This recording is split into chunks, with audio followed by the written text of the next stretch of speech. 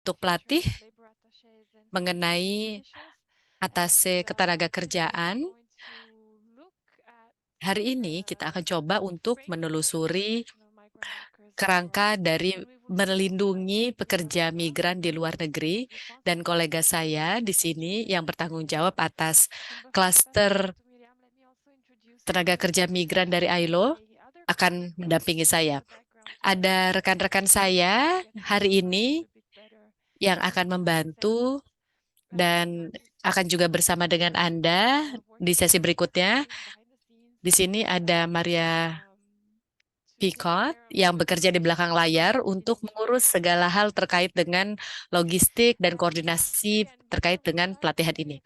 Sebelum kita mulai,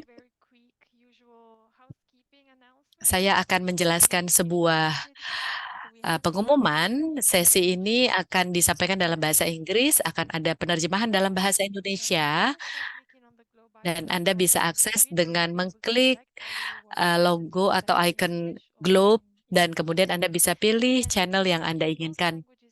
Dan kedua bahasa ini sudah diterjemahkan, dan ini juga akan direkam di e-kampus. Bagi Anda yang sudah bersama kami minggu lalu, tentunya Anda bisa mendengarkan rekamannya. Kami juga sudah mengunduh semua materi dari minggu kedua, dan Anda bisa melihat dari kedua modul terpisah minggu ini yang akan dicakupkan hari ini mengenai perlindungan untuk tenaga migran di luar negeri, dan juga tekniknya dan teknik negosiasi yang akan dilengkapi dengan video yang sudah direkam sebelumnya sehingga Anda bisa akses dalam bahasa Inggris, dan kami akan coba aktivasi subtitle atau takarir dalam bahasa Indonesianya sehingga Anda bisa mendapatkan terjemahannya dalam bahasa Indonesia. Dengan demikian, saya tidak akan terlalu berpanjang lebar mengambil waktu Anda, dan saya akan mengundang rekan saya William Putra yang bekerja khusus di ITC mengenai ketenaga kerjaan migran. Senang sekali bisa bergabung, Miriam Budra. Silakan. Terima kasih. Terima kasih banyak, Miki. Selamat sore, Bapak Ibu sekalian. Selamat datang sekali lagi di kursus pelatihan ini yang diselenggarakan bersama dengan ILO dan didukung oleh Miki dan Marion. Terima kasih atas pengaturan dan penyelenggaraannya. Cepat saja, maaf. Pertama-tama mohon maaf ya karena suara saya tidak terlalu baik. Semoga interpreter atau juru bahasa bisa mendengar dengan baik. Dan mohon maaf sebelumnya jika mungkin saya nanti akan ada batuk-batuknya. Dan saya paham karena sudah berdiskusi juga secara singkat dengan Miki bahwa ada ketertarikan untuk kerangka normatif untuk melindungi hak-hak pekerja migran. Jadi di sesi ini kita akan membahas tentang pendekatan dari ILO dan juga melihat standar-standar dan juga instrumen-instrumen mengikat dan tidak mengikat yang relevan pada saat berbicara mengenai melindungi hak pekerja migran. Jadi sekarang saya akan berfokus terhadap konvensi 97 dan 43 karena seringkali ditanyakan, saya mungkin tidak akan terlalu rinci membahas beberapa aspek. Contohnya, ILO Guiding Principle mengenai operational guidelines mengenai rekrutmen yang adil, tapi kami akan memastikan bahwa ini juga akan diunduh juga di e-campus. Dan saya akan sebisa mungkin untuk seinteraktif mungkin. Tentu saya juga akan mengajukan pertanyaan dan Anda bisa membuka mikrofon Anda atau menjawab melalui chat box. Dan nanti selama presentasi juga kami terbuka untuk menerima pertanyaan. Saya akan memperlihatkan layar saya dulu ya. Saya akan tampilkan layar saya. Miki, apakah bisa terlihat layar saya secara penuh? Sekarang sudah, ya. Tidak lihat catatannya kan? Oke, baik. Jadi pada dasarnya, di presentasi ini saya akan coba untuk menelusuri beberapa poin, tapi pada dasarnya yang ingin kami lihat di sini, yang ingin kita lihat adalah mengapa pekerja migran membutuhkan perlindungan spesifik dan juga ada kebutuhan-kebutuhan spesifik dan instrumen untuk melindungi mereka. Art- Dan kemudian kita akan bahas mengenai apa yang dimaksud dengan pendekatan berbasis hak untuk migrasi ketenaga kerjaan dan juga mandat-mandat ILO dan juga standar ketenaga kerjaan internasional yang diterapkan di ILO dan juga instrumen spesifik dari ILO mengenai pekerja migran. Akan ada refleksi mengenai ratifikasi dan implementasi dari instrumen-instrumen tersebut dan juga kita akan melihat kerangka dan panduan ILO yang wajib yang diketahui oleh instrumen ini yang bisa melengkapi instrumen ILO tersebut. Dan tentunya jika masih ada waktu, kita juga akan melihat bagaimana pekerja migran ini masuk ke dalam tujuan pembangunan berkelanjutan dan Global Compact on Migration.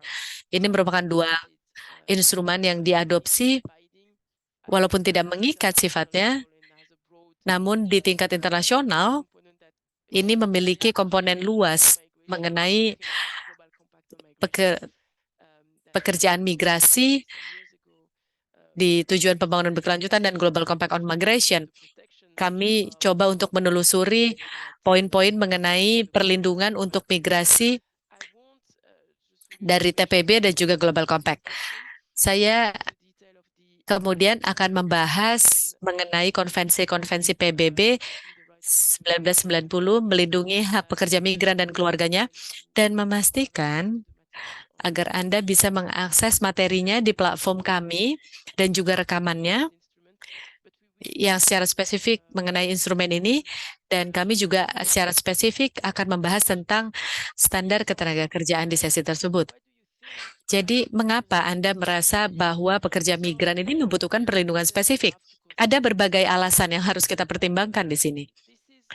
Ini merupakan sesuatu yang bisa dipertimbangkan tergantung dari apakah kita melihat dari perspektif negara asal atau negara tujuan, tapi yang kami sadari di sini ini tentunya negara tujuan karena biasanya bukan warga negara itu akan menerima perlakuan yang berbeda.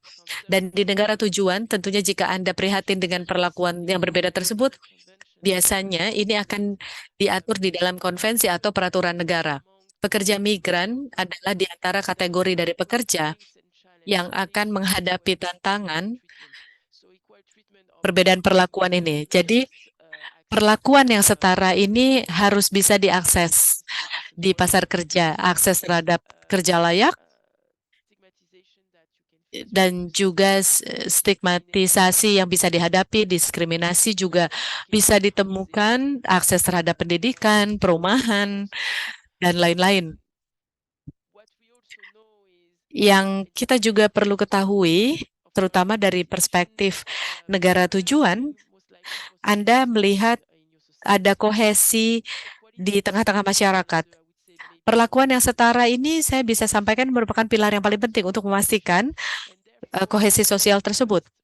Dan tentunya ada ketertarikan dari perspektif pemerintah di negara tujuan untuk memastikan perlakuan yang setara antara warga negara pekerja dengan warga negara lokal dan pekerja asing. Dan tentunya dibutuhkan kohesi sosial yang bisa berlangsung panjang di tengah masyarakat. Tentunya ini terjadi di tingkatan nasional. Yang kami lihat dalam pelatihan ini banyak sekali negara-negara tujuan di mana pekerja migran menjustifikasi beberapa tindakan yang terkait dengan kriminalisasi pekerja migran dan juga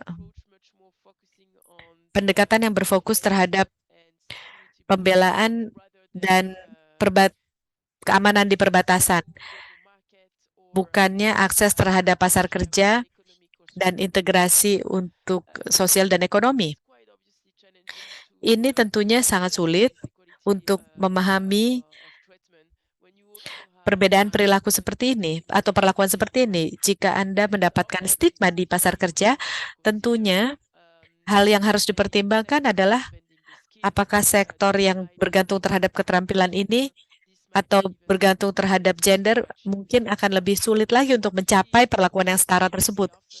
Dan yang sering kami lihat juga mengapa pekerja migran membutuhkan perlindungan spesifik. Pekerja migran melakukan migrasi secara independen dan mereka juga mengalami kondisi yang berbeda dan banyak sekali mereka yang bekerja di sektor yang berbahaya seperti pertanian, konstruksi, pekerja domestik atau PRT, pekerja rumah tangga atau pabrik. Dan sektor-sektor tersebut terkenal menjadi sektor yang berbahaya, terutama karena kondisi kerjanya jauh lebih sulit dibanding yang lain. Jadi secara independen, kondisi pekerja migran mereka bekerja di sektor yang berbahaya. Jadi Anda harus mempertimbangkan bahwa mereka memiliki lapisan yang berbeda, mereka berbahaya. Sektor ini berbahaya karena mereka ini pekerjanya tidak memiliki akses terhadap perlakuan yang setara terhadap warga negara, dan juga mereka terlibat di dalam sektor di mana sebagai pekerja, mereka memiliki kebutuhan yang lebih besar dalam hal perlindungan. Yang juga kami lihat melalui studi yang terkait dengan contohnya perekrutan, sering sekali pekerja migran berketerampilan rendah itu sangat berisiko terhadap praktik-praktik perlakuan yang tidak setara. Walaupun ini merupakan kasus yang banyak terjadi terhadap pekerja migran perempuan daripada laki-laki, studi memperlihatkan secara jelas bahwa pekerja dengan keterampilan rendah juga mendapatkan upah yang rendah dan mereka juga harus membayar biaya rekrutmen dibanding dengan pekerja-pekerja berketerampilan tinggi. Ini merupakan sesuatu yang tidak mengejutkan karena banyak sekali pertanyaan yang berkaitan dengan pasar kerja di negara tujuan dan juga kompetisi yang Anda alami di antara pekerja. Jadi pekerja-pekerja keterampilan dan ada kompetensi yang mencuat dan tuntutannya tinggi, permintaannya tinggi, tentunya negara tujuan akan berupaya besar untuk merekrut Anda dibanding jika Anda adalah pekerja migran berketerampilan rendah yang berpotensi memiliki kebutuhan yang keterampilannya itu kurang spesifik dan kompetisi di antara pekerjanya itu juga kurang. Jadi tentunya Anda memiliki banyak pilihan dan Anda bisa menekan atau mengenakan berbagai batasan dan juga mengajukan pertanyaan kepada pemberi kerja Anda jika Anda berketerampilan tinggi. Yang terakhir yang ingin saya sampaikan, diskriminasi yang dihadapi oleh pekerja migran ini tidak tunggal sifatnya, tapi sifatnya interseksional. Dan ini sangat berkaitan dengan keterampilan, berkaitan dengan potensi dan agama, dan juga berkaitan dengan apakah Anda laki-laki atau perempuan, dan juga berkaitan dengan kebangsaan dari pekerja migran tersebut. Di beberapa negara kami juga melihat ada diskriminasi yang terjadi lebih tinggi di warga negara tertentu, di kebangsaan tertentu dibanding yang lain. Dan seringkali yang kami lihat adalah negara tujuan mulai menyambut pekerja migran melalui sejarah yang sudah berlangsung berpuluh-puluh tahun. Jadi misalnya ada pekerja migran yang sudah berhasil masuk dan kemudian secara bertahap ada pekerja migran yang bisa meningkatkan keterampilannya dan mendapatkan pekerjaan yang lebih baik dan bisa berintegrasi dengan sosial, dengan masyarakat, dan kemudian mereka jadi bisa bersaing dengan pekerja migran dari kawasan lain, dari negara lain. Dengan demikian pekerja migran itu jadi tidak setara ya, terkait dengan kondisi dan mereka mendapat perlakuan yang berbeda di negara tujuan.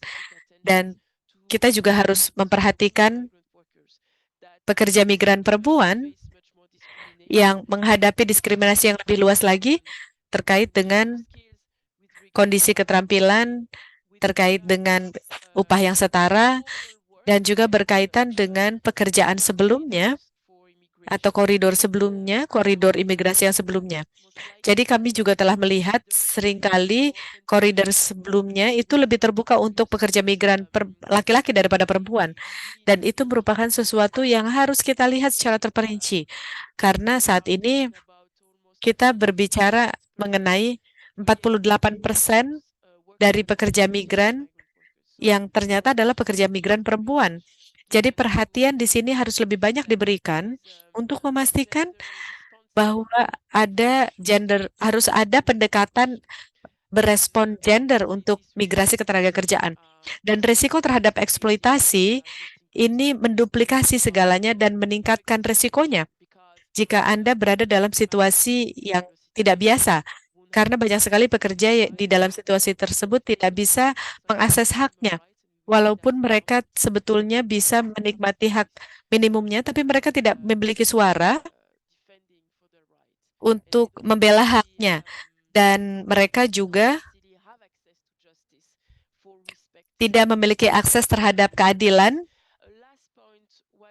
untuk hak minimumnya. Dan poin terakhir mengenai hak yang harus dimiliki oleh pekerja migran ini tidak ada di layar saya, tapi harus dipertimbangkan. Dan di sini saya bisa mengatakan bahwa ini adalah sesuatu yang harus dipahami dan lebih menarik juga untuk negara tujuan. Jika Anda melindungi pekerja migran, Anda juga melindungi pekerja nasional sebetulnya.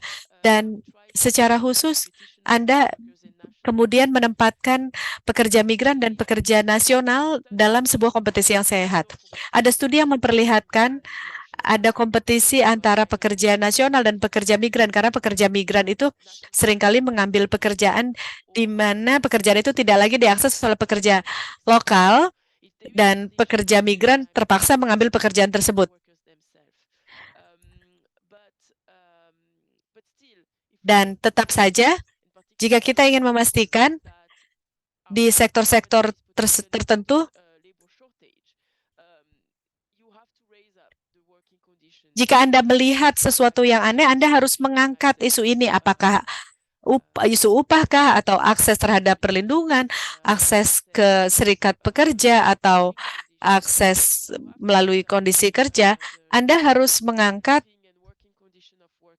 kondisi kerja dan kondisi tinggal pekerja tersebut, sehingga pekerjaan ini bisa dianggap menarik oleh pekerja-pekerja lokal. Dan dengan demikian Anda sudah mempertimbangkan bahwa pekerja migran ini masuk ke dalam subkategori pekerja. Mereka tidak memiliki akses terhadap pekerja migran. Dan sangat menarik untuk mempekerjakan pekerja migran karena seolah-olah bisa dibayar lebih murah dan seolah-olah Anda tidak perlu memberikan jaminan sosial. Jadi elemen-elemen seperti ini pada akhirnya jika Anda menciptakan kategori untuk pekerja dengan hak dan perlindungan yang lebih rendah, maka justru ini bisa memberi dampak terhadap pekerja nasional. Karena pekerja nasional akan dianggap mahal, terlalu menuntut, dibandingkan dengan pekerja migran yang mau kerja walaupun pekerjaannya itu bukan pekerjaan layak. Begitu ya. Jadi, apa yang kita maksudkan sebagai pendekatan berbasis hak untuk pekerja migran. Jadi pekerja migran itu kan manusia dan mereka merupakan anggota dari keluarga dan mereka berada di dalam inti ketenaga kerja migrasi internasional, ketenaga kerjaan internasional. Dan mereka juga harus dipertimbangkan sebagai manusia. Sebagai manusia tentunya mereka harus menikmati haknya. Kita semua memiliki hak asasi manusia dan juga hak pekerjaan. Dan di sini kita harus mengadopsi pendekatan berbasis hak ini. Karena kita di sini tidak berurusan dengan merchandise atau jasa Kita di sini berurusan dengan manusia, dan sebagai manusia, mereka memiliki hak yang harus dihormati. Jadi, ad- jadi migrasi ketenaga kerjaan internasional ini tidak boleh dikecualikan dari undang-undang. Itulah sebabnya mengapa di sini kita harus menghormati International Labor Standard atau standar ketenaga kerjaan internasional dan standar-standar fundamental yang sudah diadopsi oleh ILO dan juga disepakati oleh negara anggota ILO. Mereka juga melihat bahwa ada standar-standar tertentu terkait dengan ratifikasi dan prinsip dari standar ini tentunya harus dihormati. Dan negara harus mempertimbangkan apalagi jika negara sudah meratifikasinya. Ada standar minimum internasional yang menjadi dasar dari perumusan kebijakan, dan ini terjadi di level nasional, tingkatan nasional, dan regional. Kita semakin sering melihat bagaimana proses integrasi regional terjadi, dan ada serangkaian standar regional yang juga berurusan dengan isu mobilitas. Jadi, mengapa kebijakan standar ketenaga kerjaan internasional tentunya harus melihat standar ketenaga kerjaan minimum yang diintegrasikan dengan undang-undang nasional. Dan di sini kita juga melihat sebuah piramida standar-standar regional dan konvensi regional. Di sini kita juga harus memandu apa yang terjadi di tingkatan nasional. Namun, ini bukan hanya tentang memasukkan atau merujuk ke undang-undang mengenai standar, tapi juga mengenai sistem monitoring atau pengawasan yang independen yang dibutuhkan untuk memastikan implementasi dan kepatuhan dari undang-undang nasional dengan standar internasional ini.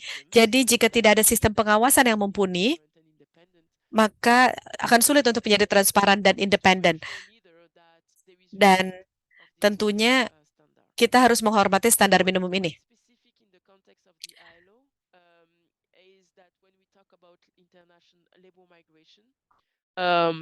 We are very much putting at the center the role played by the actors of the world of work, meaning obviously Ministry of Labor, government, Kementerian Ketenagakerjaan, pemerintah, dan juga kerja sebagai organisasi ketenagakerjaan karena standar ketenagakerjaan internasional baik instrumennya mengikat maupun tidak mengikat telah didiskusikan dan disepakati oleh pemberi kerja dan tenaga kerja. Dan apa hal yang spesifik dalam hal pekerja migran, yaitu ya ini adalah organisasi pekerja dan tenaga kerja. Namun kalau kita lihat dari aspek migrasinya, pekerja dan pemerintah baik dari negara ini harusnya melibatkan pemerintah dan pemberi kerja baik di negara asal maupun di negara tujuan. Jadi seperti pada konvensi 189 terkait dengan pekerja domestik, itu juga adalah salah satu instrumen yang juga cukup rumit untuk diadopsi. Dan dalam hal mendapatkan konsensus tripartit ILO karena pemberi kerja dan pemerintah di beberapa negara merujuk pada negara-negara di Timur Tengah mungkin tidak terlalu ingin menerapkan hal tersebut. Jadi dan banyak dari mereka juga tidak ingin meratifikasi, namun mereka tetap menerima instrumen tersebut karena mereka tetap hadir pada saat instrumen tersebut didiskusikan dan juga telah disepakati. Jadi benar bahwa bukan berarti karena telah disetujui lalu menerima prinsip yang mengikat ini belum tentu memastikan bahwa ratifikasi telah dilakukan. Jadi selama terminologi ini disepakati, mungkin ini adalah kemungkinan untuk mendiskusikan situasi dan dengan melakukan dialog berkelanjutan terkait topik tersebut. Jadi, poin berikutnya adalah ratifikasi. Jadi, meskipun instrumennya belum diratifikasi oleh negara-negara tertentu, namun negara-negara tersebut telah hadir pada saat instrumen tersebut didiskusikan dan disepakati. Jadi, itu juga menjadi poin yang penting untuk kita ingat.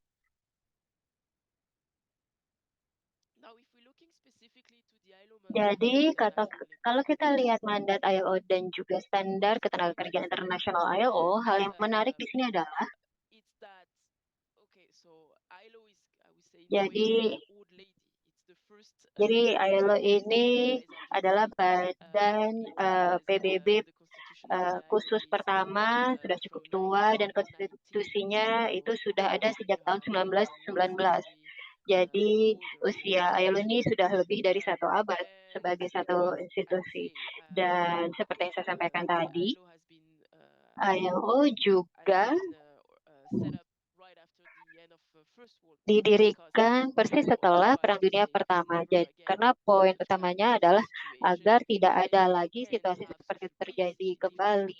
Dan juga untuk mencapai perdamaian, untuk semua orang bisa mendapatkan pekerjaan yang layak, mendapatkan akses untuk mendapatkan pekerjaan, dan agar tidak terjadi perang lagi. Namun meskipun situasinya tidak terjadi seperti itu, namun seperti itu tujuan awalnya. Jadi, kenapa saya kembali ke poin tersebut?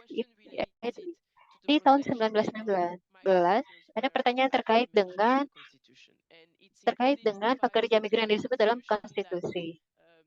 Dan di situ disebutkan bahwa ada kebutuhan perlindungan untuk kepentingan pekerja saat mereka direkrut di negara lain, ketimbang saat mereka direkrut di negara sendiri. Jadi bahkan di tahun 1919 di konstitusi ILO sudah didiskusikan terkait dengan perlindungan pekerja migran ini. Jadi ini bukan satu hal yang baru, ini bukan satu hal yang ILO baru mulai fokuskan beberapa tahun belakangan ini. Sebenarnya ini justru adalah inti dari konstitusi awal ILO yaitu adalah untuk melindungi hak pekerja migran.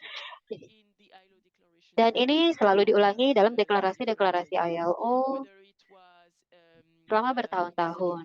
Entah itu pada deklarasi keadilan sosial untuk globalisasi yang adil atau deklarasi prinsip mendasar dan hak tempat kerja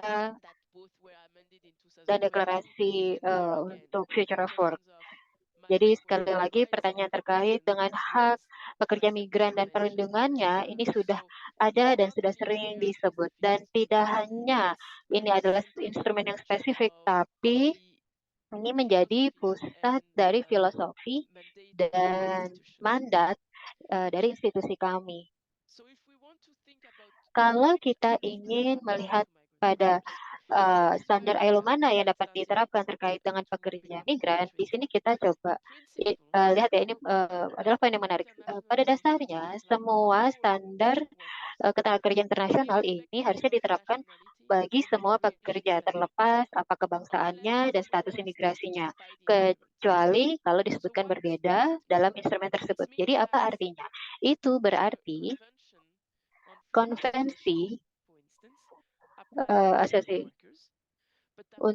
bebas untuk berasosiasi ini sebenarnya juga berlaku kepada semua pekerja. Jadi terlepas dari apa kewarganegaraan dan status imigrasinya, kecuali kalau disebutkan berbeda. Seperti dalam Konvensi 97, jadi konvensi pertama terkait perlindungan pekerja migran yang berfokus pada perlindungan pekerja migran di situasi yang sah.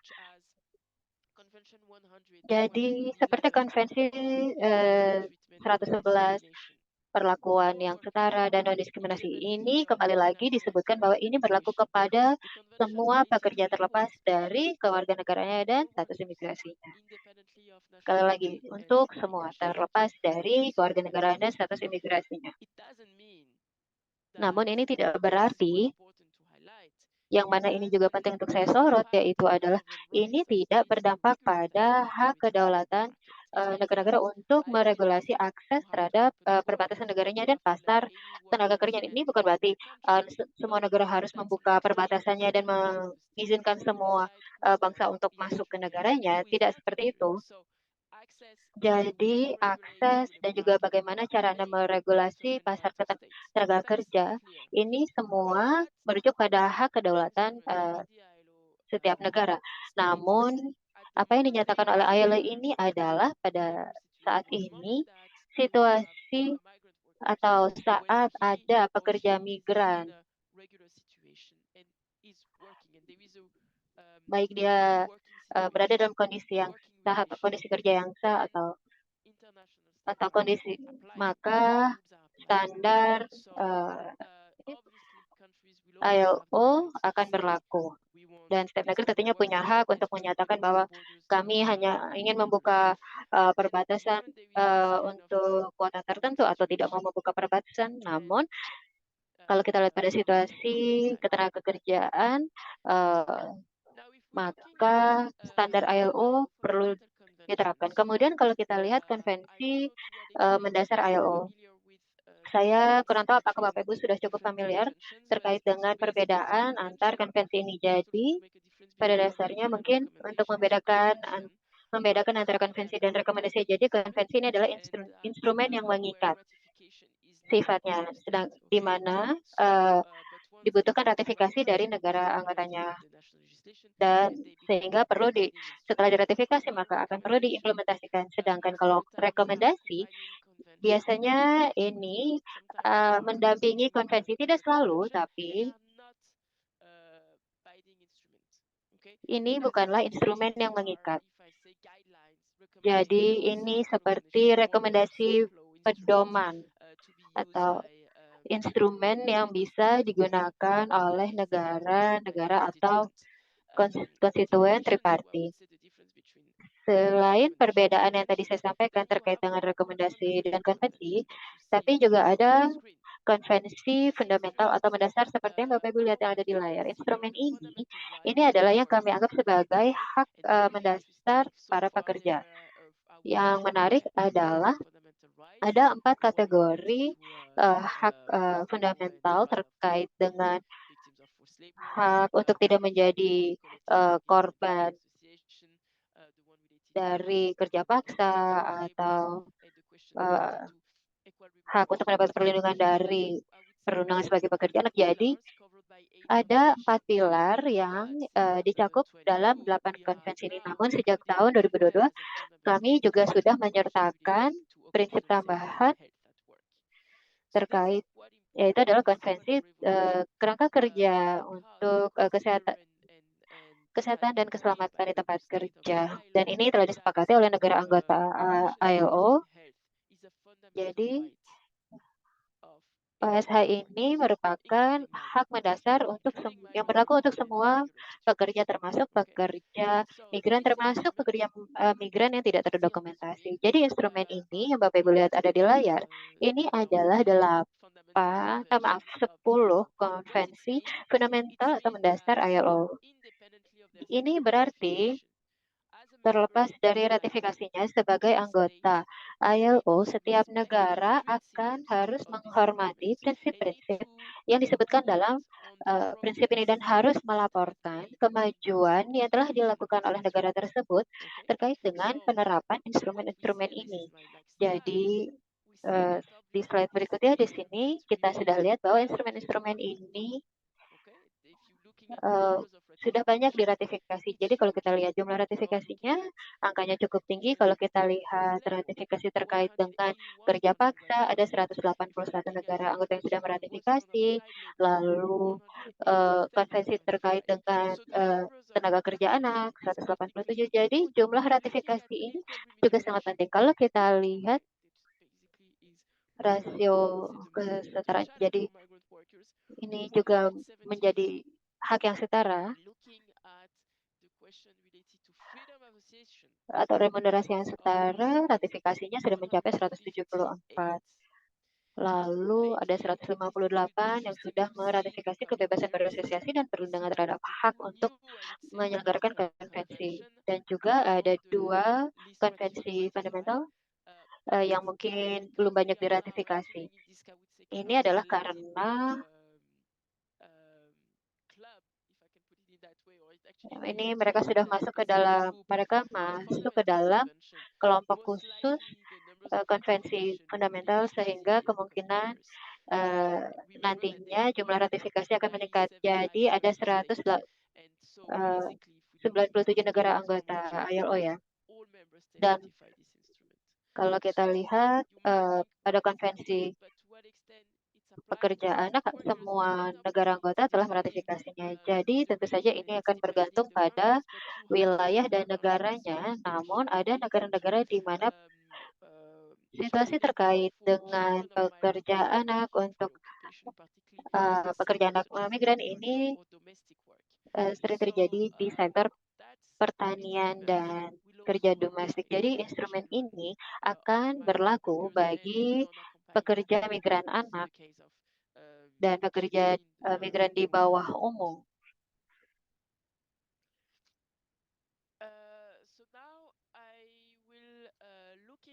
Berikutnya,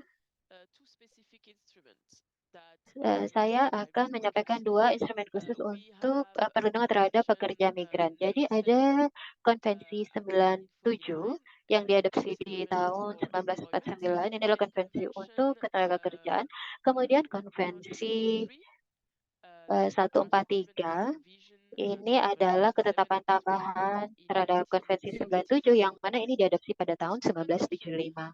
Dua konvensi ini juga ada rekomendasi 86 untuk Konvensi 97. Ini diadopsi di tahun 1949. Jadi dua instrumen ini berjalan bersama-sama, sifatnya mengikat dan namun rekomendasinya tidak mengikat. Lalu Konvensi 143 diadopsi pada tahun 1975, yang mana ini juga memiliki rekomendasi nomor 151. Jadi saya akan stop slide saya dulu sebentar. Dan mungkin saya ingin bertanya kepada para peserta, kira-kira kenapa atau bagaimana pendapat Bapak Ibu? Apa saja yang tercakup dalam dua instrumen ini? Konvensi 97 dan ketetapan 143. Jadi ada perbedaan di antara kedua instrumen tersebut. Jadi mungkin kita bisa mulai dengan Konvensi 97. Jadi itu diadopsi di tahun 1949. Jadi bagaimana menurut Bapak Ibu? Kalau kedua instrumen ini telah diadopsi dalam momen yang sangat khusus ya, mengingat konteks politik di saat tersebut. Jadi terkait dengan Konvensi 97 tadi. Ya, jadi silakan Bapak Ibu, atau juga bisa ditulis di kolom chat. Ya, jadi silakan Bapak Ibu jika ingin menjawab secara langsung bisa dibuka mikrofonnya, atau Bapak Ibu juga bisa menuliskan di kolom chat baik dalam bahasa Indonesia maupun bahasa Inggris. Jadi silakan Bapak Ibu.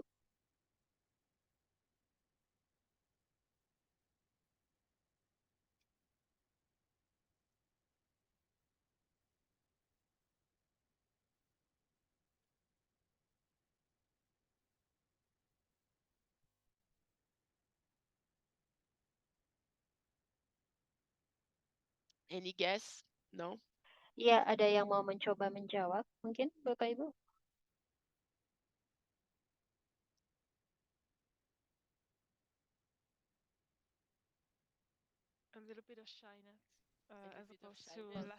Atau mungkin masih malu-malu ya?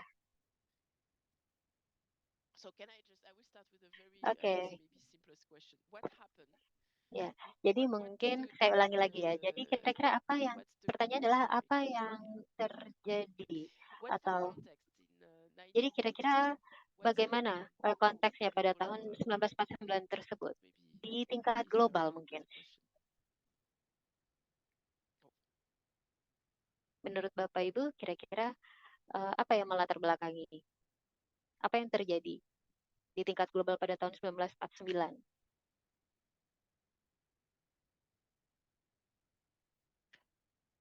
Kalau kita kaitkan dengan Konvensi 97.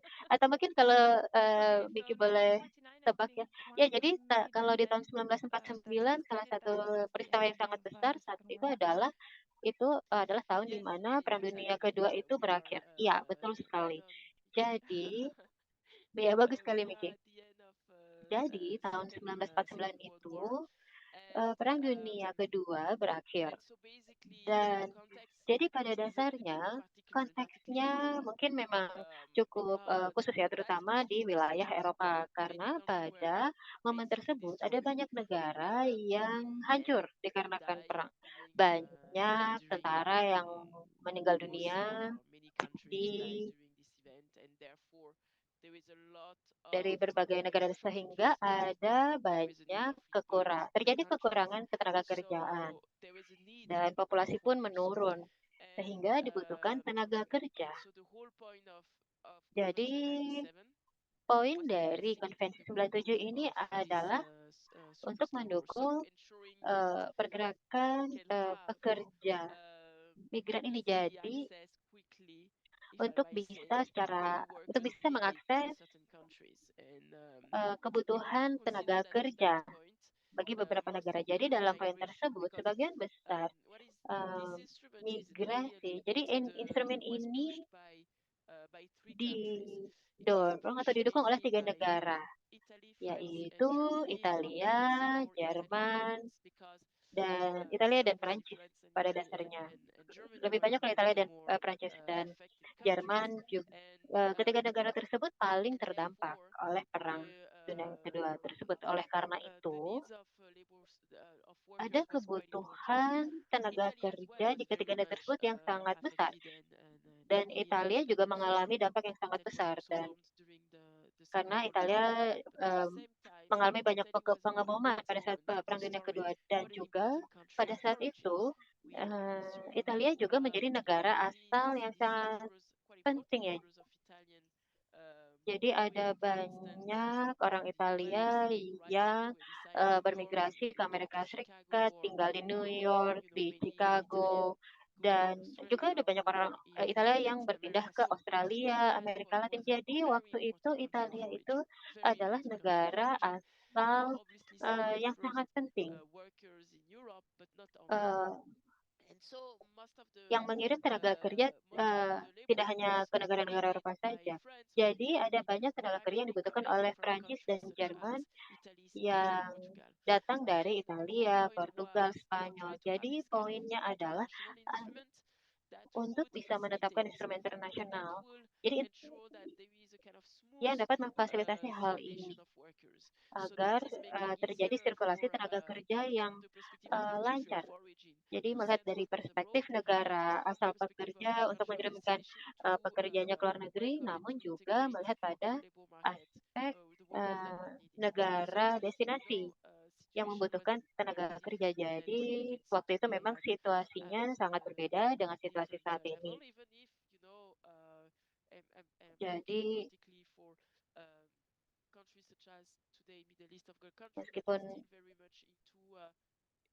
kalau kita lihat negara Timur Tengah saat ini yang masih membawa banyak tenaga kerja dari luar negeri untuk pasar tenaga kerja. Jadi poin penting dari diskusi ini antara Prancis dan Italia adalah waktu itu kalau kita bisa tetapkan instrumen ini di tingkat internasional, maka kita akan bisa memfasilitasi perpindahan tenaga kerja antar negara dan tidak hanya lewat perjanjian bilateral. Jadi atau lewat kesepakatan ketenagakerjaan bilateral. Jadi waktu itu adalah untuk memfasilitasi migrasi untuk mencari kerja. Jadi para pekerja migran saat itu terlindungi dari diskriminasi dan diskriminasi. Nah, di pasal 6 konvensi ini menyebutkan kesetaraan perlakuan antara pekerja domestik dan juga pekerja migran. Ruang lingkup dari instrumen ini adalah yang mana ini juga sangat penting ya, bahwa hanya pekerja migran dan keluarganya ini dapat masuk. Jadi Konvensi 97 tidak berlaku bagi pekerja migran yang tidak terdokumentasi. Jadi ini berbeda ya dengan yang tadi disampaikan bahwa ini berlaku pada semua pekerja migran terdokumentasi maupun tidak terdokumentasi, namun pada saat itu ini hanya berlaku pada pekerja migran dan keluarganya yang terdokumentasi. Dan dari konvensi ini mengecualikan para pelaut karena ada konvensi tersendiri yang mencakup mereka. Kemudian para pekerja di perbatasan, karena biasanya pekerja perbatasan itu mereka bekerja di negaranya sendiri, namun mereka melakukan perjalanan bolak-balik ke negara yang berbatasan dengan negaranya. Kemudian juga profesi liberal dan juga seniman, karena kebanyakan dari mereka hanya bermigrasi dalam jangka waktu tertentu. Jadi, apa yang kita lihat dalam konvensi ini menekankan pada kerjasama antara negara asal dan negara tujuan, dan ini juga sangat penting karena konvensi ini mendukung saat relevan kesepakatan bilateral jika ada jumlah pekerja migran yang besar masuk ke dalam satu negara destinasi. Jadi di instrumen ini menyebutkan bahwa kita mencakup semua siklus migrasi, memastikan bahwa kami memfasilitasi semua pekerja tersebut, proses perekrutannya, dan juga di Konvensi 97 ada banyak informasi yang mana ini sudah tercantum di sejak tahun 49. Dan kita juga melihat pada siklus migrasi secara keseluruhan. Jadi sejak keberangkatan sampai mereka kembali. Yang menarik di sini adalah dalam kasus-kasus spesifik atau hubungan spesifik di antara kedua negara, atau saat jumlah pekerja yang berpindah cukup besar di antara kedua negara, maka konvensi ini juga berfokus pada negosiasi, dan ini juga menyediakan modal untuk kesepakatan bilateral sesuai yang disebutkan pada konvensi 97, yang mana sampai saat ini kita juga masih menggunakan modal kesepakatan migrasi bilateral. Jadi kalau kita lihat situasi saat ini,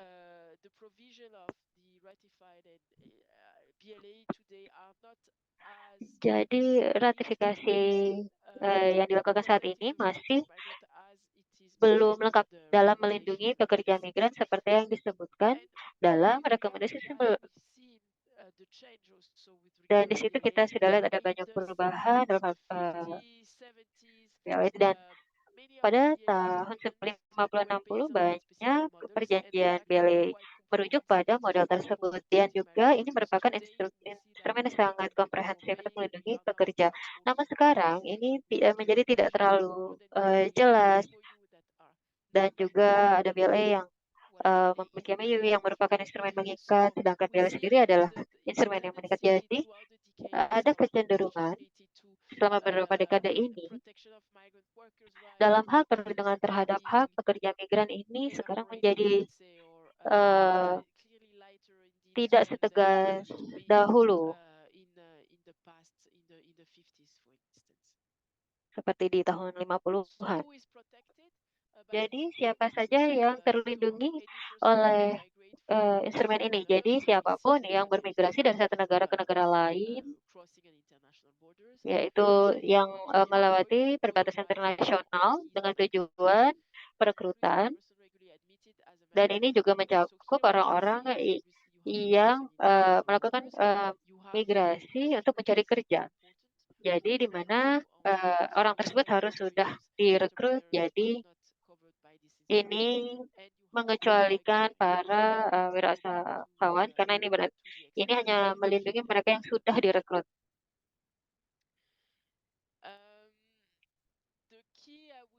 Kemudian ketetapan kunci dari instrumen ini melihat pada perlindungan pada hak ketenagakerjaan, iya, namun sebenarnya lebih dari itu, karena ini juga melihat pada bagaimana Anda meregulasi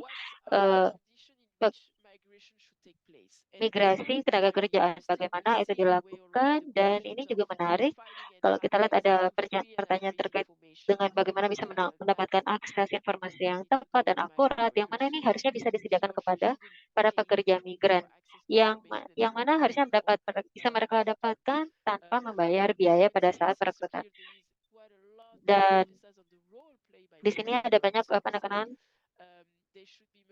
dalam hal tersebut, dan juga mereka harusnya dapat difasilitasi dalam hal keberangkatannya dan saat melalui proses migrasi secara keseluruhan. Jadi terkadang perjalanan yang harus mereka tempuh cukup panjang. Kadang, jadi di saat itu kan banyak orang memilih untuk naik kapal laut ketimbang pesawat ya di masa lalu, dan itu menjadi perjalanan yang sangat panjang. Jadi poin untuk melindungi, untuk mempertimbangkan keseluruhan durasi perjalanan itu juga menjadi poin yang sangat penting. Lalu ini juga memberikan ketetapan perlindungan secara umum, yaitu adalah untuk melindungi hak pekerja migran untuk tetap tinggal siapa mana di negara tersebut jika mereka tidak, meskipun jika mereka tidak bisa bekerja. Jadi misalnya kalau mereka misalnya mengalami satu kecelakaan dan tidak bisa bekerja, harusnya mereka tidak dideportasi kembali ke negaranya. Dan juga ini menekankan agar mereka bisa mendapatkan akses jaminan kesehatan dan manfaat-manfaat lain dan agar tetap bisa tinggal di negara destinasinya. Dan juga terkait dengan pengiriman uang atau remiten. Jadi mereka harusnya bisa mengirimkan uang kembali ke negaranya tanpa biaya untuk tabungan mereka. Jadi untuk transfer pendapatan bebas biaya. Jadi maksudnya bebas biaya ini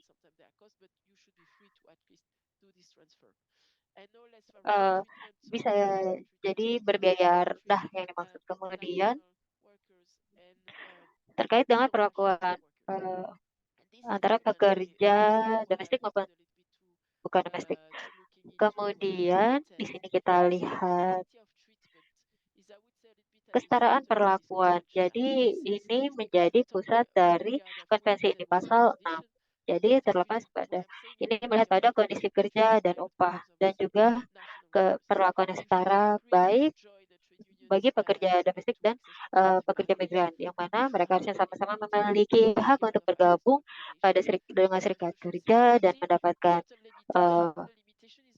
perjanjian ketenagakerjaan, mendapatkan akomodasi dan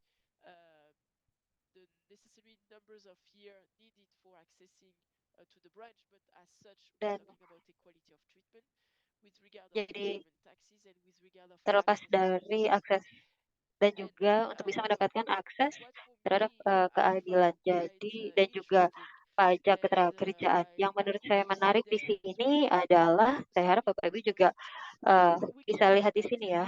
Kita bisa lihat bahwa kadang orang bilang bahwa oke, tapi instrumen ini kan sudah dari tahun 1949, berarti kan sudah usang. Tapi sebenarnya tidak usang juga kalau kita lihat saat ini tantangan-tantangan besar yang dihadapi oleh para pekerja migran saat ini, inilah sebenarnya yang diatur di pasal 6. Jadi saat ini kalau kita lihat perbedaan upah antara pekerja domestik dan pekerja migran secara global, kita lihat ada perbedaan 13%, di mana ini sangat besar, lebih besar lagi di beberapa negara. Jadi misalnya di Italia tempat saya tinggal, gapnya itu adalah 30% antara pekerja migran dan pekerja nasional atau domestik. Jadi dan apalagi bagi pekerja migran perempuan. Dan perlakuan yang setara ini juga mencakup non-diskriminatif terlepas dari ras, agama, dan jenis kelamin. Jadi pekerja migran seringnya datang dengan budayanya sendiri, dan mereka memeluk agamanya sendiri, dan kadang-kadang menghadapi tantangan di negara destinasinya.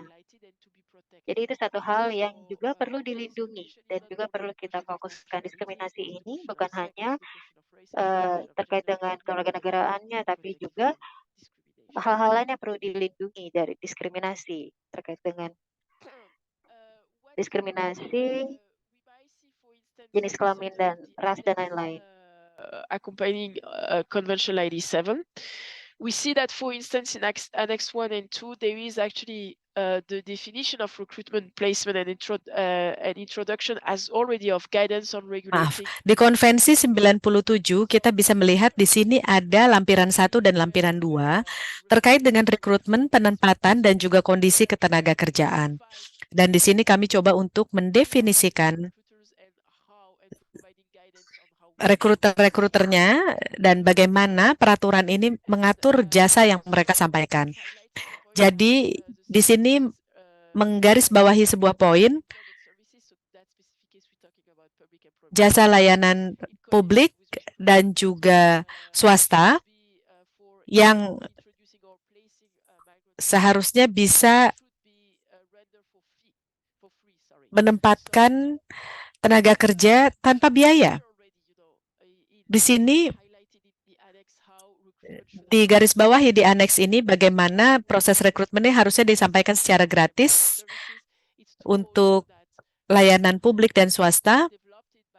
Ini harusnya dikembangkan oleh negara di mana para pengantar kerja ini cukup kuat untuk menyampaikan bahwa ada peran yang sangat kuat di dalam lanskap rekrutmen ini. Tapi tetap saja pertanyaannya adalah apakah rekrutmen ini sudah disoroti di tahun 1949. Jadi jika sistem pemantauan kontrak ketenaga kerjaan ini dan pengusaha atau orang yang mewakili pengusaha harusnya bisa memberikan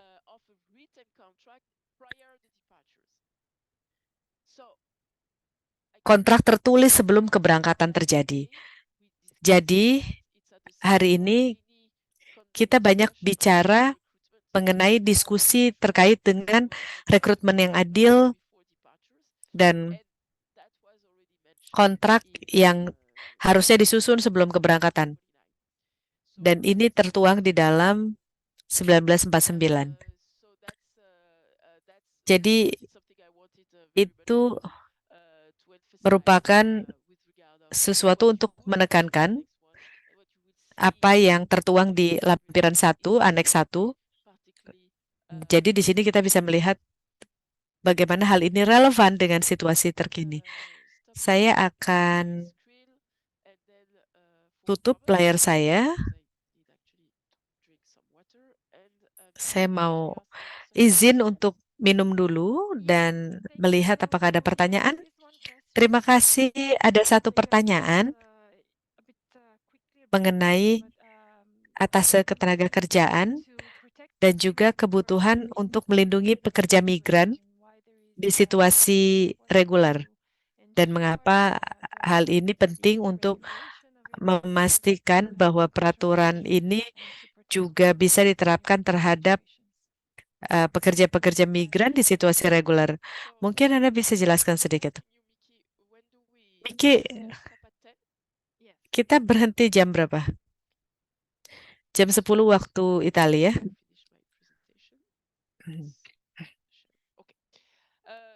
Baik. Saya akan menjawab pertanyaannya dengan memperlihatkan slide selanjutnya, karena sekarang kita akan membahas tentang Konvensi 143. Saya akan jawab pertanyaan yang ada di chat. Jadi pada dasarnya Konvensi 143 adalah juga ya, bukan satu-satunya, tapi juga melihat atau menyoroti mengenai perlindungan untuk pekerja migran di situasi yang tidak biasa. Dan juga ada konteks sejarah ekonomi di tahun 1975 pada saat krisis pertama dunia terjadi. Ada sebuah krisis yang memberi dampak terhadap banyak sekali negara tujuan. Dan tidak ada lagi ketertarikan dan pendekatan untuk memfasilitasi pergerakan pekerja. Kami menutup perbatasan dan mengendalikan migrasi. Dan dengan meningkatnya insiden yang terkait dengan penyiksaan untuk yang dilakukan terhadap tenaga kerja migran, dan banyak sekali tenaga migran yang juga menjadi korban TPPO. Dan kemudian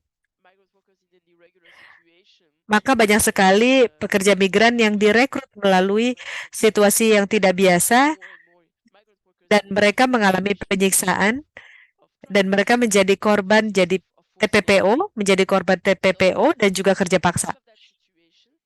Akibat dari situasi tersebut, ada gagasan untuk mengadopsi provinsi atau ketentuan tambahan untuk Konvensi 97, yaitu Konvensi 143.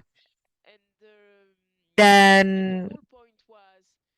keseluruhan poin di sini adalah, sebetulnya ada 2 poin di sini ya.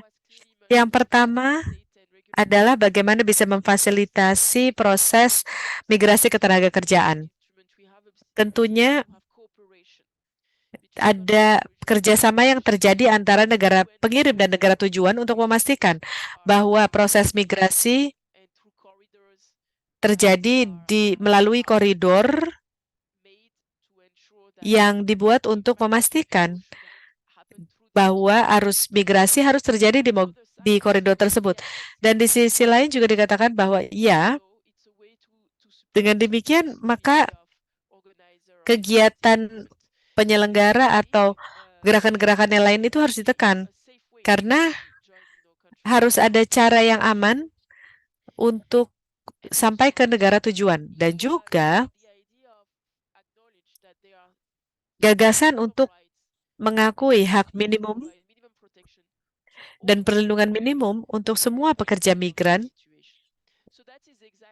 untuk situasi-situasi tertentu. Jadi kembali lagi ke pertanyaan, apa yang disampaikan oleh konvensi ini? Konvensi ini mengatakan bahwa ada perlindungan minimum yang semua pekerja migran itu harus bisa mengakses, terlepas dari status migrasi mereka. Namun, di sini juga jelas sekali bahwa ini merupakan isu yang sensitif dan bagaimana memastikan bahwa instrumen tersebut bisa diratifikasi oleh negara. Bahkan sebelum bicara tentang ratifikasi, kita harus sepakat dulu dengan gagasan itu. Jadi, kemudian muncullah sebuah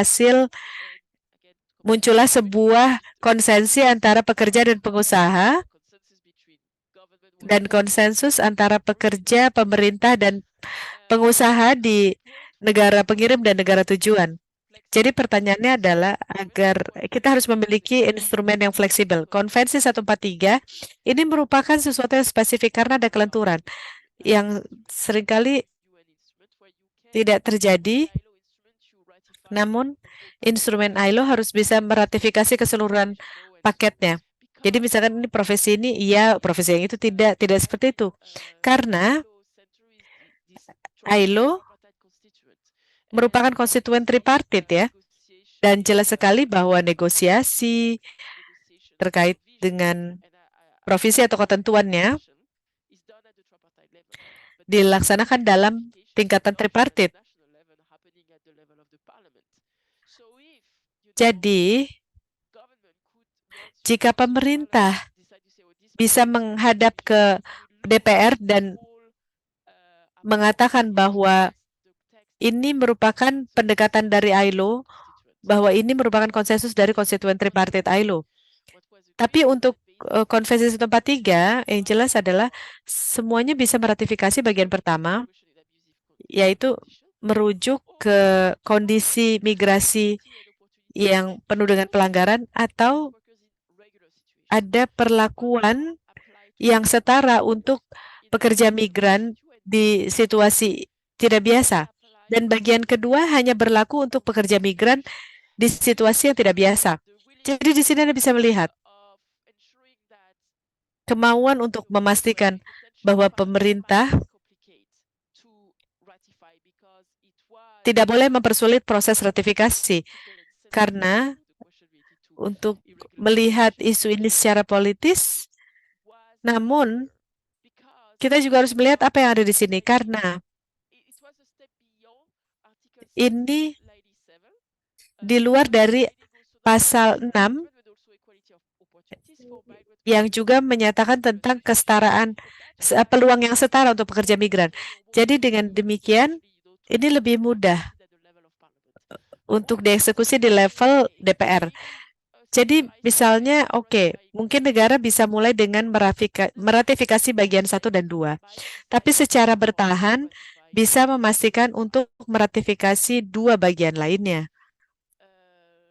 Jadi, siapa yang melindungi? Tentunya di bagian 1, pekerja migran harus dilindungi apapun statusnya, dan yang kedua adalah pekerja migran dan keluarganya. Itulah yang penting. Di konvensi ini, sekarang kita bicara tentang sesuatu yang berbeda dengan konvensi 97 mengenai pertanyaan yang terkandung di dalamnya. Dan definisinya di sini menjadi lebih luas lagi dari konvensi 143. Dan ini juga masuk ke dalam bagian kedua. Di sini disampaikan pekerja-pekerja mana saja yang dilindungi, semua pekerja migran, terlepas dari status migrasinya. Itu bagian 1 ya. Bagian 2 adalah pekerja migran dengan status reguler dan keluarganya. Yang ketiga, dan kemudian ada pengecualian untuk bagian kedua, termasuk juga seniman.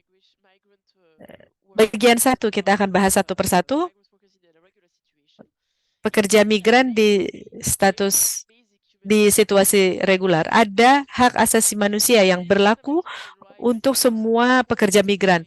Dan HAM ini merupakan inti dari instrumen hak asasi manusia PBB.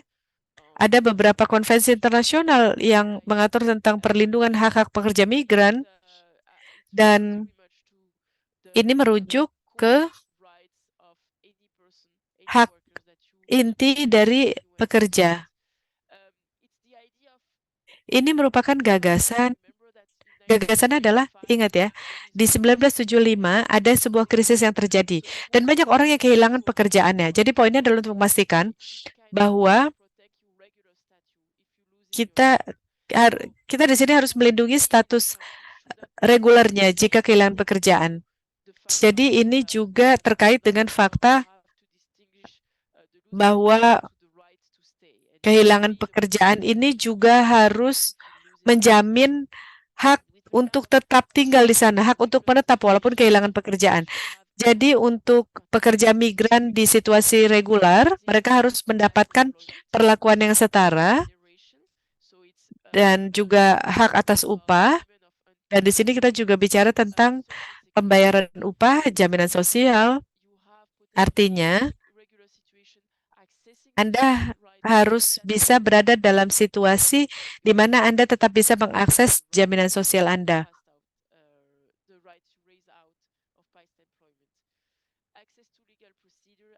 Akses terhadap prosedur legal, akses terhadap keadilan, dan juga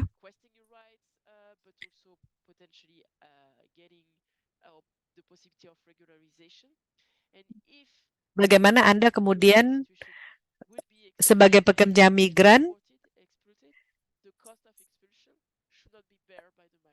jika Anda dideportasi, maka biaya deportasinya harusnya tidak dibebankan kepada pekerja migran. Saya akan memperlihatkan, Miki, mungkin di sini kita masih ada waktu tidak? Ya, tidak apa-apa. Silakan. Jadi jika ada kasus tertentu mengenai contoh dari Konvensi 143 yang diterapkan di negara yang sudah meratifikasi, seperti Italia misalkan. Komite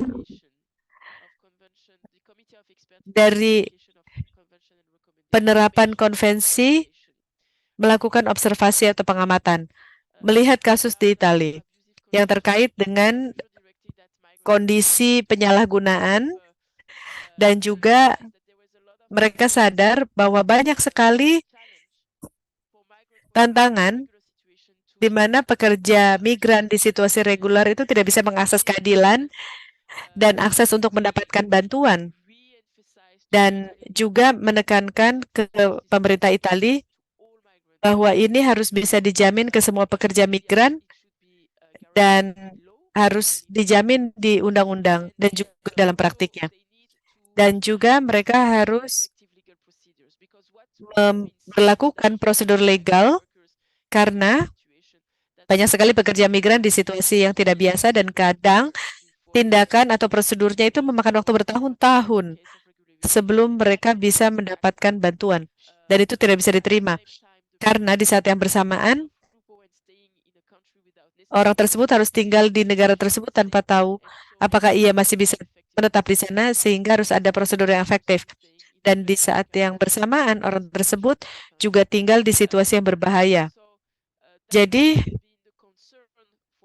itu merupakan keprihatinan yang disampaikan oleh Committee of Expert dan meminta Italia untuk mengatasi situasi ini dan memastikan bahwa pekerja migran di situasi reguler, karena banyak sekali mereka kehilangan pekerjaan dan mereka menjadi tidak legal lagi, dan mereka jadi tidak memiliki akses terhadap manfaat jaminan sosial yang harusnya bisa dinikmati oleh pekerja migran. Pada saat kita coba untuk melihat pertanyaan yang terkait dengan mengatasi pekerja migran yang berada di situasi penyalahgunaan, poinnya di sini adalah untuk menekankan kebutuhan kolaborasi atau kerjasama antara negara pengirim dan negara tujuan untuk mencegah adanya TPPO, dan ini hanya bisa dilakukan jika ada kolaborasi antara negara pengirim dan negara tujuan. Dan di sini dibutuhkan kerjasama. Jadi ini merupakan sesuatu yang berada di inti konvensi, kebutuhan kolaborasi antara negara tujuan dan negara pengirim. Terkait dengan kesetaraan dan perlakuan yang setara, itu ada di bagian kedua. Jadi ini bukan hanya diterapkan untuk pekerja migran saja di situasi reguler, tapi tentunya untuk mengulang lagi seperti di Konvensi 97, ini agak lebih jauh lagi. Kita di sini juga harus melihat hak yang tercantum di dalam Konvensi 97 mengenai kebebasan berserikat dan mempromosikan kesetaraan peluang yang setara. Dan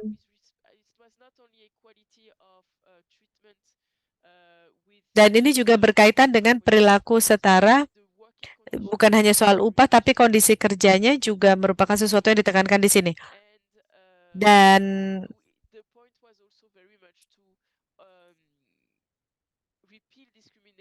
di sini juga membahas tentang undang-undang dan praktik diskriminatif yang terjadi. Jadi yang kami lihat terkait dengan restriksi yang berpotensi terjadi kepada pekerja migran di situasi reguler atau pekerja migran legal, memastikan bahwa tidak ada restriksi atau pembatasan untuk mencari pekerjaan. Jadi harus ada kemungkinan setelah kurun waktu 2 tahun bagi pekerja migran yang menetap di negara tersebut untuk mendapatkan kebebasan untuk memilih pekerjaan lain. Dan mungkin ada limitasi untuk mengakses lapangan pekerjaan lain, dan ini harus terbuka untuk pekerja migran dan ini tidak boleh dibatasi oleh negara. Dan juga ada pengecualian untuk pekerja migran dari berbagai kategori. Dan pada saat kita bicara tentang gerakan bebas dan juga kebebasan untuk memilih pekerjaan, negara juga harus memungkinkan pekerja migran untuk pindah dari satu negara ke negara lain. Dan selanjutnya, di sini ada pertanyaan yang terkait dengan kondisi kualifikasi, karena itulah yang akan dibahas mengenai kualifikasi dan diploma. Jika diploma ingin diakui, maka harus dilakukan melalui konsultasi antara pekerja dan pengusaha, organisasi pekerja dan organisasi pengusaha. Kembali lagi ke konsultasi dengan mitra sosial, ini merupakan sesuatu yang sangat spesifik terhadap instrumen ILO, karena ada konvensi ILO 1990 dan di sini juga ada instrumen ketenagakerjaan internasional dan juga konsultasi dengan mitra sosial. Jadi itu muncul di konvensi 97 dan itu juga muncul di rekomendasi 86 yang menyatakan tentang konsultasi terhadap pertanyaan-pertanyaan umum mengenai migrasi untuk ketenagakerjaan. Dan di konvensi nomor 143 ada pasal 2 dan pasal 7 dan juga pasal 12 yang berkaitan dengan keamanan atau pengamatan mengenai kebijakan kesetaraan dan perumusan dan menerapkan kebijakan sosial. Ini harus dikonsultasikan antara pengusaha dan pekerja melalui organisasinya masing-masing. Saya masih ada 2 slide lagi. Yang kita lihat adalah kebutuhan adanya kerjasama internasional antar negara pengirim dan juga negara tujuan. Kerjasama internasional ini merupakan tanggung jawab yang dibagi bersama, ditanggung bersama untuk melindungi pekerja migran.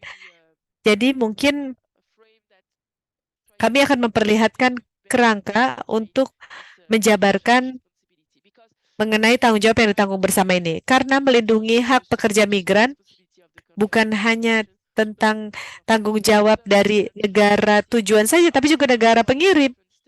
Dan tentunya ada berbagai tahapan proses migrasi yang mungkin berbeda.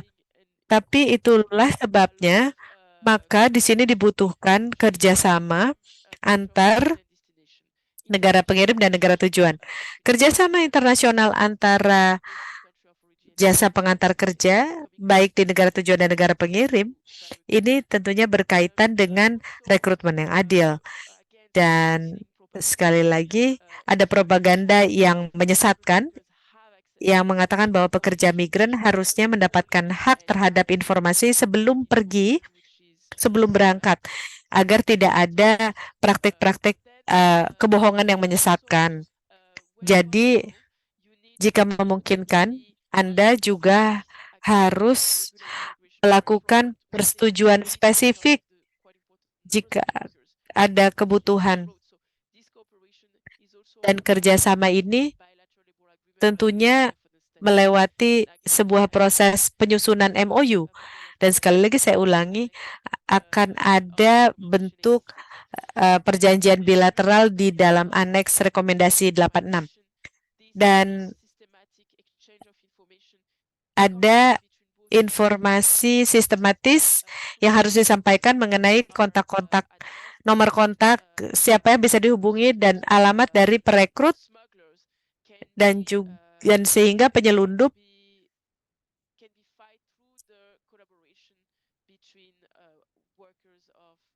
bisa diperangi melalui kerjasama antara pengusaha dan pekerja di negara pengirim dan negara tujuan.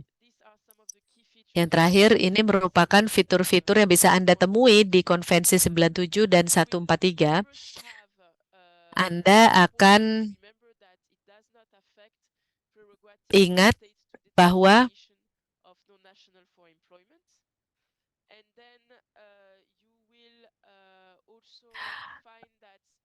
Anda akan menemukan bahwa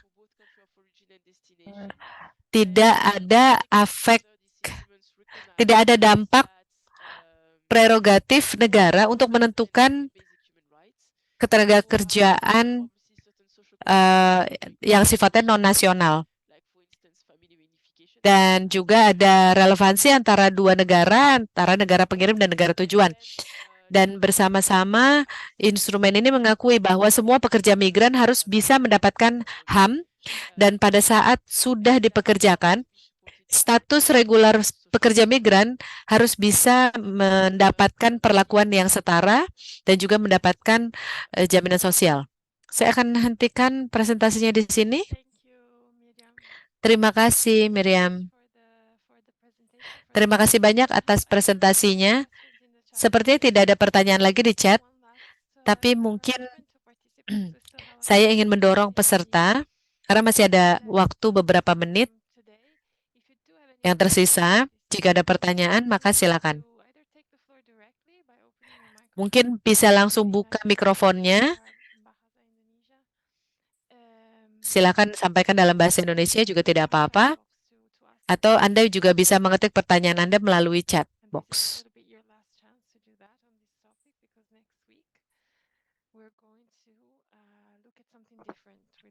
Oke, jadi mungkin kita melihat peran atas ketenagakerjaan dan juga pejabat Kementerian Luar Negeri ya dalam hal ini. Jadi kalau tidak ada pertanyaan lagi, saya ingin berterima kasih kepada Bapak Ibu yang sudah bergabung dan juga para juru bahasa dan para peserta ya. Dan iya, oh sepertinya ada pertanyaan ya. Jadi pertanyaannya adalah apakah ILO terlibat dalam isu pekerja migran Indonesia pada saat mereka bermasalah di luar negeri? Iya, dari Pak Faradito ya. Mungkin boleh dinyalakan mic-nya dan mungkin boleh diklarifikasi pertanyaannya terkait dengan keterlibatan ILO dalam kasus-kasus pekerja migran Indonesia. Yes. Hello, Hi, Mickey. hello, thank you for joining. Ya, Yes. halo, terima kasih sudah ikut bergabung, Bapak. Jadi pertanyaan saya terkait dengan penjelasan yang tadi disampaikan oleh Ibu Miriam tentang peran ILO tadi ya. Karena ada banyak pekerja migran Indonesia yang bekerja di negara-negara seperti Malaysia, Arab Saudi, dan ya, dan negara-negara kawasan Asia Tenggara.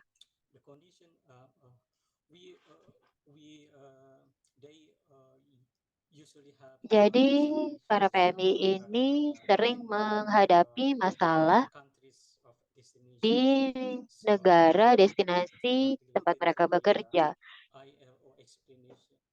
Nah, terkait dengan penjelasan dari ILO tadi oleh Ibu Miriam, saya ingin bertanya apakah ILO juga bisa berpartisipasi atau berkontribusi saat PMI kami mengalami masalah di luar negeri.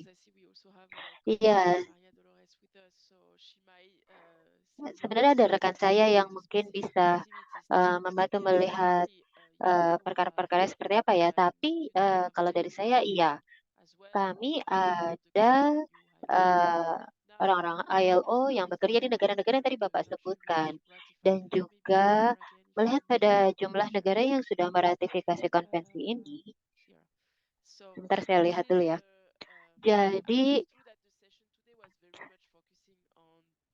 sesi kita hari ini tadi kan berfokus pada instrumen khusus ini ya. Lalu tadi Bapak juga bisa lihat ada negara-negara yang sudah meratifikasi konvensi yang saya sampaikan. Jadi di situ Bapak bisa lihat negara-negara dari Timur Tengah banyak yang belum meratifikasi instrumen tersebut. Jadi ya berarti kami tidak berfokus pada perkara yang terjadi di sana, namun mereka juga meratifikasi konvensi yang lain. seperti misalnya konvensi terkait dengan pekerja paksa, dan konvensi-konvensi lain, dan yang mana juga diratifikasi oleh negara-negara lain yang tadi Bapak sudah sebutkan. Jadi, pertama-tama memang pastinya ada program-program atau proyek khusus dan tujuannya adalah untuk melindungi para pekerja migran baik dari Indonesia, dari negara Asia Tenggara yang bekerja di kawasan ASEAN maupun di luar ASEAN. Jadi proyek tersebutlah yang mendanai pelatihan ini. Dan juga ada langkah-langkah yang sudah diambil oleh ILO untuk bisa melindungi pekerja migran dengan lebih baik lagi. Pekerja migran di kawasan ini dan juga di kawasan lain.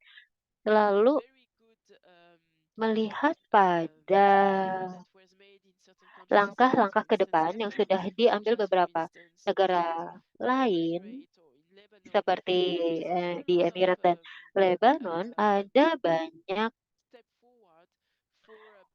langkah-langkah ke depan yang diambil untuk melindungi pekerja migran dengan lebih baik, mulai dari perekrutannya dan juga diskusi-diskusi yang sudah dilakukan yang didukung oleh ahli-ahli teknis dari ILO terkait dengan perjanjian bilateral dan kesepakatan-kesepakatan terkait hal ini. Jadi kalau Anda bertanya apakah negara-negara tersebut akan meratifikasi konvensi yang tadi saya sampaikan, ya belum tentu, tapi itu bukan berarti mereka bukan berarti tidak ada langkah-langkah yang mereka ambil. Jadi instrumen ini memang menyediakan standar minimal dan seringnya ini juga digunakan untuk menjadi landasan pembentukan undang-undang atau peraturan.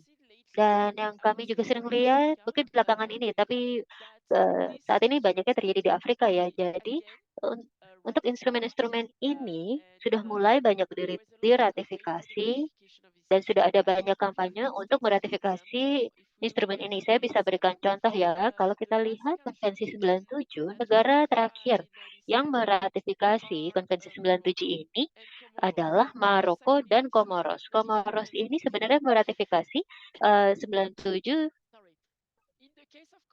dan 143. Kalau Komoro, di situ kita melihat pada perspektif negara asal pekerja migrannya. Dan juga di kawasan Afrika Selatan dan Timur Tengah. Jadi mereka juga mulai memperhatikan instrumen ini karena instrumen ini memberi mereka dukungan untuk bisa bernegosiasi lebih baik dengan negara destinasi. Jadi mereka memiliki visi bahwa oke, karena kita sudah meratifikasi ini, maka semua kebijakan yang mereka kembangkan harus sejalan dengan ratifikasi tersebut atau dengan konvensi tersebut. Jadi ini konvensi ini bertindak sebagai panduan bagi mereka untuk bisa bernegosiasi dengan lebih baik dengan negara destinasi agar mereka bisa melindungi warga negaranya dengan lebih baik. Kalau Maroko mungkin maaf kalau mungkin ini adalah contoh-contoh negara yang jauh dari Indonesia, tapi menurut saya ini menjadi contoh yang menarik. Jadi, karena pola pikir di balik ratifikasi ini ya. Jadi, dalam kasusnya Maroko, mereka tidak meratifikasi 143. Alasannya adalah dengan adanya pekerjaan migran tidak terdokumentasi yang cukup banyak di dalam negara mereka, sehingga agak sulit bagi mereka untuk melakukan negosiasi. Tapi kalau Konvensi 97, mereka berhasil mencari cara untuk secara politik mengirim pesan kepada semua negara di benua Afrika karena Maroko saat ini membuka lapangan kerja bagi banyak pekerja migran dari negara-negara sub-Sahara, namun juga untuk negara ada ya. Jadi karena Maroko ini adalah negara asal yang banyak mengirim pekerja migran dan juga menerima banyak pekerja migran ya lewat program-program ataupun BLE. Jadi ini juga menjadi Maroko juga adalah negara destinasi yang penting. Jadi dalam ratifikasi ini mereka adalah salah satu negara yang melihat ratifikasi ini sebagai kepentingan mereka. Jadi seperti Jerman, Italia, Spanyol, Inggris, mereka. Jadi di sana banyak pekerja-pekerja migran dari Maroko juga. Jadi jelasnya tentunya ILO mempromosikan ratifikasi ini, namun ratifikasi ini memang bukanlah sesuatu yang menjadi satu-satunya jalan. Jadi ada instrumen-instrumen lain yang juga sangat relevan. Kembali ke instrumen yang fundamental tadi, 10 instrumen tadi, yang mana mereka sangat penting untuk perlindungan para hak pekerja migran, mencakup hal-hal yang mereka hadapi dan juga hal-hal yang tadi sudah disebut. Dan meskipun tidak di negara-negara tersebut tidak meratifikasi, namun negara tersebut harus menghormati prinsip dan melakukan perkembangan dan perbaikan. Dan juga ada banyak kemajuan yang dilakukan dalam hal perlindungan pekerja migran yang selaras dan konvensi 29. Jadi dikarenakan ada momentum di sana dan juga karena ada banyak instrumen-instrumen lain juga yang digunakan sebagai langkah untuk melindungi para pekerja migran. Saya harap tadi dapat menjawab pertanyaan Bapak ya. Tapi pada intinya bahwa ya sudah ada program-program yang mana pada intinya penting untuk terus melakukan dialog dengan negara-negara tersebut dan tidak hanya berfokus pada pekerja migrannya saja, tapi mungkin untuk melakukan dialog terkait dengan hal-hal lain, lalu seperti misalnya pengawas ketenagakerjaan, di mana pengawas ketenagakerjaan tugasnya adalah untuk melihat, mengidentifikasi siapa saja pekerja migrannya di negara destinasi, apakah mereka memiliki kondisi kerja yang layak, yang aman. Jadi kadang-kadang kita bisa melakukan perlindungan terhadap pekerja migran tanpa berfokus pada mereka langsung saja, tapi kita bisa gunakan instrumen-instrumen lain. Jadi dengan seperti adanya pengawas ketenagakerjaan tadi, jadi dengan itu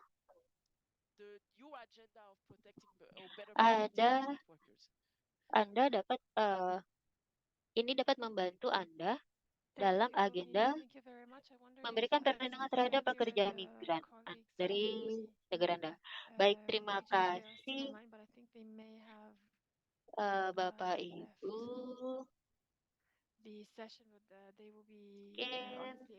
Tadi ada pertanyaan ya, tapi sepertinya sudah keluar dari Zoom. Jadi mungkin pertanyaan bisa dijawab di sesi berikutnya. Jadi terima kasih Bapak Ibu atas kontribusinya. Terima kasih atas pertanyaannya. Mohon maaf. Mungkin saya harus karena sudah waktu saya harus menutup sesi ini. Jadi nanti kami juga akan memberikan kuis untuk Bapak Ibu isi. Lalu nanti Senin pagi kita akan meluncurkan beberapa informasi yang akan diberikan lewat modul interaktif. Jadi modulnya bisa Bapak Ibu gunakan dan kami juga berharap Bapak Ibu dapat memberikan feedback. Jika ada kritik dan saran terkait dengan modul yang telah diberikan, lalu nanti di akhir pelatihan, harapannya kami bisa mengembangkan manual pelatihan dan toolkit yang dapat membantu Bapak Ibu. Terima kasih dan sampai jumpa Jumat depan di jam yang sama untuk pelatihan berikutnya. Terima kasih. And have a good day too. Thank you very much. Thank you. And Madam Terima, Miriam. terima kasih.